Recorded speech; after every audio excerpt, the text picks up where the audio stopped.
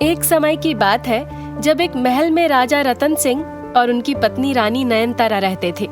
दोनों साथ में बड़े खुश थे। कुछ समय बाद रानी नयनतारा को पता चला कि वो माँ बनने वाली हैं। इस बात की खुशी पूरे महल में मनाई गई, पर इस बात से राजा रतन सिंह का छोटा भाई वल्लभ सिंह और उसकी पत्नी पार्वती बिल्कुल खुश नहीं थे, क्योंकि वो हमेशा अपने बेटे को ही राजा बनाना चाहते थे। यदि भाभी ने पुत्र को जन्म दिया तो फिर तो राजा वही बनेगा और मेरा बेटा वीर हमेशा उसके नीचे दबा रहेगा। मैं ऐसा नहीं होने दे सकता। मुझे जल्द ही कुछ करना होगा। वल्लभ सिंह और उसकी पत्नी पार्वती ने रानी नयनतारा को मारने की काफी चालें चली, पर वो सब में नाकामयाब रहे। एक दिन रानी पार्वती खीर में जहर घोलकर रानी नयनतारा को खिलाने तक ले आई। ये लीजिए दीदी, मैं आपके लिए खीर लाई हूँ। अरे तुम बेकार में परेशान हुई। नहीं दीदी, ऐसी कोई बात नहीं है। ठीक है, तुम यहाँ रख दो, मैं अभी थोड़ी देर में खा लूंगी। रानी पार्वती वहाँ से चली गई और सोचा कि रानी नयनतारा अब नहीं बच पाएगी, पर रानी नयनतारा की आंख लग गई और वो खीर एक बंदर खा गया। जब रानी नयनतारा उठी तो उन्होंने बंदर को मरा पड़ा देखा तो वो घबरा गई। इस खीर में आखिर ऐसा क्या था जो ये बंदर खाकर मर गया? यदि मैं इस खीर को खा लेती तो क्या होता? हे भगवान, कहीं ये मुझे मारने की साजिश तो नहीं? पर रानी पार्वती ऐसा क्यों करेंगी? रानी नयनतारा बड़ी परेशान हो जाती है और राजा को जाकर ये बात बताने ही वाली होती है कि रानी पार्वती और वल्लभ सिंह उनको देख लेते हैं। अगर भाभी ने भैया को ये बात बता दी तो सब बर्बाद हो जाएगा। हमें जल्द ही कुछ करना होगा। हाँ, मैं जाकर कैसे भी दीदी को रोकती हूँ। रानी पार्वती जल्दी से रानी नयनतारा को जाकर रोकने लगती है, पर वो रुकने को तैयार ही नहीं होती। रुक जाओ दीदी, वरना अच्छा नहीं होगा।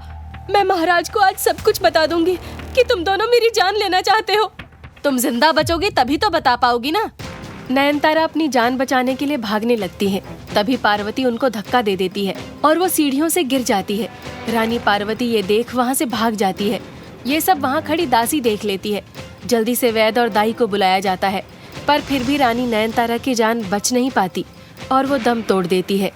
मरने से पहले रानी नयनतारा एक पुत्र को जन्म देती है, जिसे दासी उसी वक्त महल से लेकर भाग जाती है। महाराज को पहले ही महारानी के मरने का इतना दुख होता है और ऊपर से वो अपनी इकलौती संतान की शक्ल तक नहीं देख पाते। इस गम में महाराज हर वक्त उदास रहने लगते हैं और पूरा राजपाट उनका छोटा भाई वल्लभ सिंह संभालने लगता है। अच्छा हुआ वो दासी महाराज के पुत्र को लेकर भाग गई। अब हमारा रास्ता एकदम साफ है और अब तो आने वाले समय में हमारा वीर ही राजा बनेगा। उस दिन तक ही तो मुझे इंतजार है। इधर दोनों अपनी खुशियां मना रहे होते हैं और उधर दासी महाराज के पुत्र की परवरिश दूर एक जंगल में रहकर कर रही होती है। माँ, देखो ना, हमारी झोपड़ी फिर से टूट गई। हाँ बेटा पारस, पर कोई नहीं, हम दोनों मिलकर इसे जोड़ देंगे। चलो तुम अभी अपना भोजन करो और उसके बाद तुमको तलवारबाजी भी तो सीखनी है ना।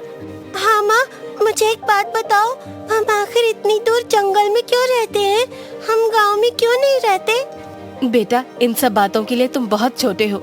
जब तुम बड़े हो जाओगे तब मैं तुमको सब बता दूंगी। माला हमेशा पारस को लेकर परेशान रहती थी। उसे पता था कि महाराज की हालत ठीक नहीं है और उनके छोटे भाई भाभी ने महल पर कब्जा किया हुआ है। यदि मैं पारस को महल ले गई तो वो इसे भी मार डालेंगे। मुझे हर हाल में पारस की रक्षा करनी होगी।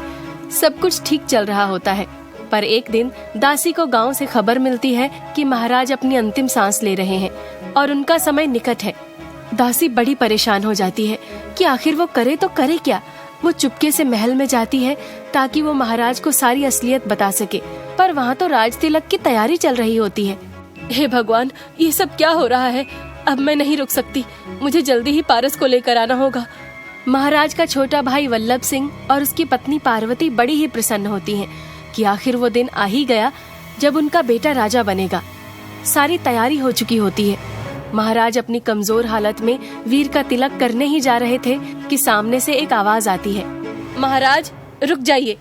ये सुनकर महाराज वहीं रुक जाते हैं और सब लोग देखने लगते हैं कि आखिर कौन है जो महाराज को तिलक करने से रोक रहा है। महाराज, इस राजगद्दी का हकदार तो आपका पुत्र है। तुम तो वही दासी हो ना जो मेरे पुत्र को लेकर भाग गई थी। कहाँ है मेरा पुत्र? क्यों किया तुमने ऐसा? सैनिकों, इसे अभी के अभी बंदी बना लो। कोई हाथ नहीं लगाएगा मेरी माँ को, वरना सबकी गर्दन धड़ से अलग कर दूंगा। महाराज और बाकी सब ये सुनकर दंग रह जाते हैं। इस जरा से बच्चे की इतनी हिम्मत! हिम्मत कैसे ना हो महाराज, खून तो आपका ही है। ये सुनकर महाराज और बाकी सब हैरान रह जाते हैं। ये सब क्या बकवास है? अपने बेटे को महाराज का पुत्र बता रही है। ये सब इसकी चाल है। नहीं महाराज, ये मेरी नहीं, इन दोनों की चाल है। इन्होंने महारानी को सीढ़ियों से धक्का दिया था और ये आपके पुत्र को भी मार डालते। इसीलिए मैं उनको लेकर यहाँ से दूर चली गई। ये चाहते हैं कि उनका ही पुत्र राजा बने, इसलिए ये सब कर रहे हैं। ये सुनकर वल्लभ सिंह और पार्वती घबराने लगते हैं। उनके चेहरे से साफ पता चल रहा होता है कि दासी सच बोल रही है। राजा रतन सिंह उसी वक्त अपने पुत्र को गले से लगा लेते हैं और उसका राज तिलक कर उसे राजा बना देते हैं। ये है आज से आपका नन्हा राजा। सब लोग नन्हे राजा की जय जयकार करते हैं और वल्लभ सिंह और उसके परिवार को महल से निष्कासित कर दिया जाता है। दासी हमेशा महल में रहकर नन्हे राजा की देखभाल करती है और महाराज पहले की तरह वापस स्वस्थ हो जाते हैं और सब खुशी खुशी रहने लगते हैं।